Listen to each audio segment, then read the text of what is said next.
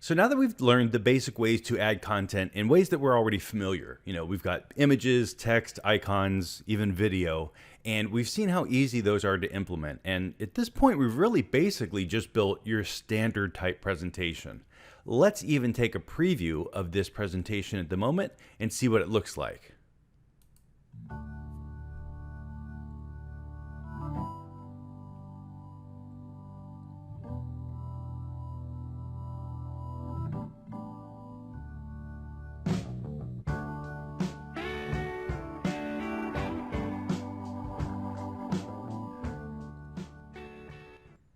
Okay, so you can see in that quick little 20-second video, we had this soundtrack that we weren't even aware was there, but that's kind of default. And we can change that music, and we're going to talk about that in just a second. But that was a really great looking presentation. And if we had enough text on the pages, that would be a really great way to have sort of a standalone presentation, for an open house or making a resource to display in the front office to talk about your program. And it's also a great way to make announcements to the class and talk about the day's assignments and what the students need to do.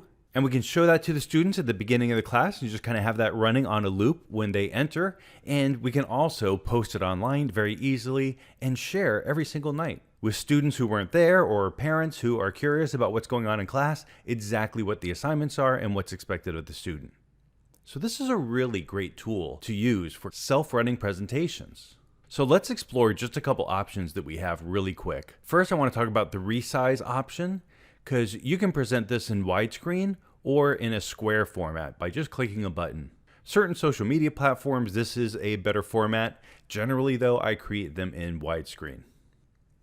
The other thing I'd like to talk about are the themes.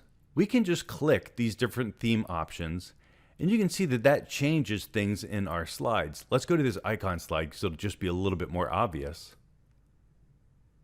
We can see that it's changing the color, and if we were to watch the presentation, the transition types can be different, so there's really nothing you have to worry about design-wise. These options are the options. Not only do they look great, but because there's only these options, you don't get lost in that cycle of trying to change everything and twiddling around with fonts. I know sometimes I can get lost in that type thing.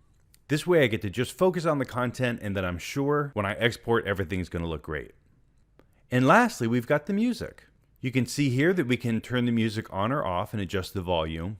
And down here we've got the selection of music. We can see that there's a pretty decent selection, all different genres or types really. We've got happy songs, more playful, relaxed, rousing.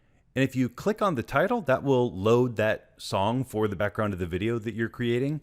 And if you click on this little play symbol, it will play the music for you to sample it.